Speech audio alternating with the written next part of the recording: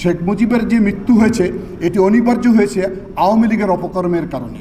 এমন একটি শাসন ব্যবস্থা কায়েম করা হয়েছিল সংবিধানকে সংশোধন করে যে শেখ মুজিব থাকবে আজীবন বাংলাদেশের প্রেসিডেন্ট। একটি গণতান্ত্রিক রাষ্ট্রে এটি বাংলাদেশের মানুষ, মুক্তিকামী মানুষ মেনে নিতে পারেনি। শেখ মুজিবের যে মৃত্যু হয়েছে এটি অনিবার্য হয়েছে আওয়ামী লীগের অপকর্মের কারণে,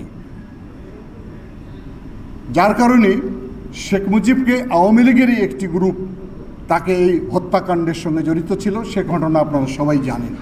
কিন্তু এটি বিগত 16 বছরেই তদানীন্তন স্বৈরশাসকের প্রধান শেখ হাসিনা অনবরত বলে গিয়েছে যে জিয়াউর রহমানই নাকি শেখ মুজিবের হত্যার সঙ্গে জড়িত ছিল। কারণ ক্ষমতায় কারা বসেছিলেন? খন্দকার মোস্তাক আহমেদ, ওটি শেখ মুজিবের ক্যাবিনেটেরই মন্ত্রী ছিলেন।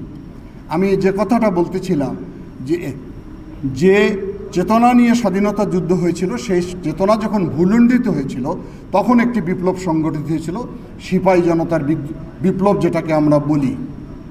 সেখানে দেশপ্রেমিক সেনাবাহিনী, মুক্তিকামী জনগণ একসঙ্গে 7ই নভেম্বর অবরুদ্ধ জিয়াউর রহমানকে মুক্ত করে ওই ক্ষমতার পাদদেশে বসিয়েছিলেন।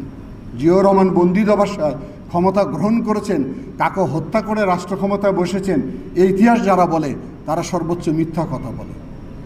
তাহলে স্বাধীনতার উষালগ্ন যেমন উনি ভূমিকা রেখেছেন, আবার একটি টাল অবস্থার মধ্য দিয়ে এই দেশের মানুষ তাকে রাষ্ট্র ক্ষমতায় বসিয়েছেন। রাষ্ট্র ক্ষমতায় বসে উনি যে যুগান্তকারী অর্থনৈতিক সংস্কারের কাজে হাত দিয়েছিলেন সেটা আপনারা অনেকেই জানেন। সবুজ বিপ্লব হয়েছিল, নিজে খাল কেটেছেন। বাংলাদেশের আইন শৃঙ্খলার এমন অবনতি হয়েছিল যে গ্রামের মানুষ দুপুরবেলা হাট বাজার করে বাড়ি ফিরতেন। সেখানে এই আইন শৃঙ্খলাকে উন্নত করার জন্য গ্রাম প্রতিরক্ষা বাহিনী করেছেন, আনসার ভিডিপি করেছেন, গ্রাম সরকার করেছেন। এর ফলে হয়েছিল কি, সারা বাংলাদেশের মানুষের ভিতর শান্তি ফিরে এসেছিল। সেটি আন্তর্জাতিক যারা চক্রান্তে এবং বাংলাদেশের ভিতরে যারা চক্রান্তে নিয়োজিত ছিল তারা জিয়াউর রহমানের এই কাজগুলোকে ভালোভাবে দেখতে পারেনি।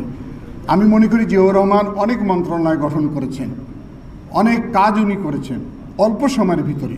ওনার দূরদর্শিতা ছিল 100 বছর আগে বাংলাদেশ কেমন হবে সে ভাবনাটা উনি ওই সময় ভেবেছিলেন। যেগুলো আলোচনা করলে অনেক সময় লাগবে, সময় যেহেতু কম, মাননীয় প্রধান অতিথি বক্তব্য রাখবেন।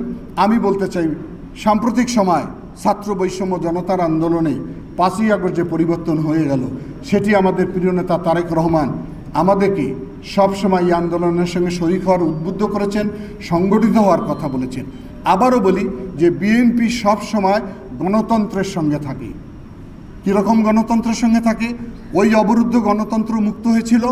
আবার এই দীর্ঘ সময় আমাদের প্রিয় নেত্রী দেশনেত্রী বেগম খালেদা জিয়া 9 বছর স্বৈর শাসনের বিরুদ্ধে আন্দোলন করেছিল, গণতন্ত্র মুক্ত হয়েছিল 91 আন্দোলনের মধ্য দিয়ে। আবার আমরা সংগ্রাম করে নতুন বাংলাদেশের স্বপ্ন আমরা দেখছি।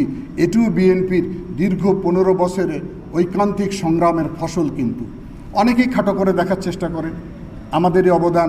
আমাদের কত ছেলে, কত নেতাকর্মী যে গুম হয়েছে, কতজন আত্মহত্যা দিয়েছে, কতজন যে জেলে অন্তরীণ হয়েছিল, সে ইতিহাস লিখতে গেলে দীর্ঘ ইতিহাস হবে। 60 লক্ষ নেতাকর্মীর বিরুদ্ধে মামলা হয়েছে।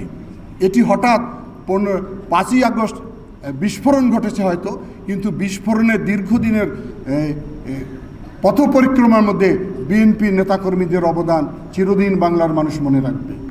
সেই কারণে আমি মনে করি যে 7ই নভেম্বরের যে বিপ্লবের চেতনা, একই চেতনা কিন্তু 5ই আগস্টের। কী চেতনা সেটি? গণতন্ত্রকে মুক্ত করার জন্য, বাংলাদেশকে একটি বৈষম্যহীন দুর্নীতিমুক্ত বাংলাদেশ করার জন্য। একটু